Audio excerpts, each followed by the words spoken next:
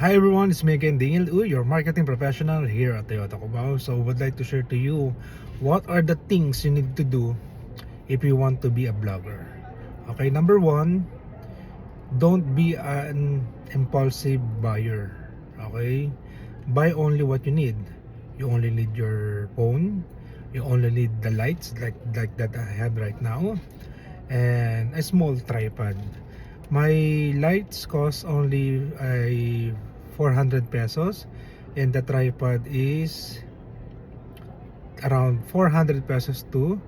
And my phone right now that I am using is iPhone 15 Pro Max, and I usually use this for my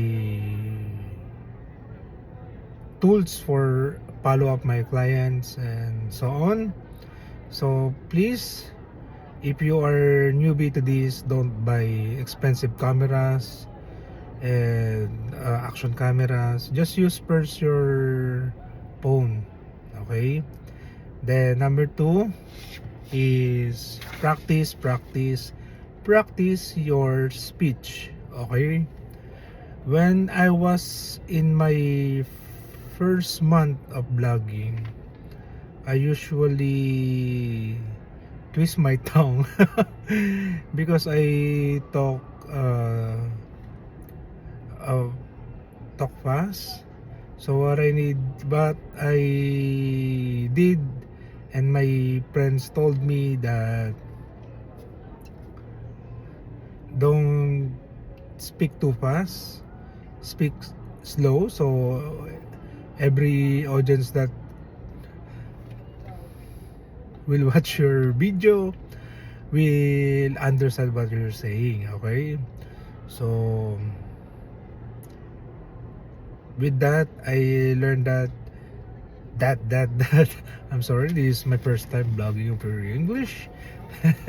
Please, if you don't mind, I would like to practice my English, and that's all. And number three, okay, make it a habit. uh, Find your niche. Of course, my niche is car blogging, so I blog cars. Okay, blog at least 3 times a week, so that you will build your own viewers, your fans, your supporters. They will support you from the very beginning until the end of your blogging career. So make it a habit consistently. Okay, don't stop. uh, do it every day, but limit your posts to at least 3 per week, and that's the minimum. And if you're so busy, at least one. Just don't let the audience, they will not see you.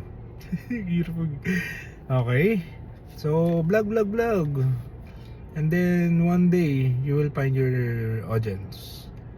So I will make another video for this, and I promise I will improve my English speaking. Okay, bye everyone.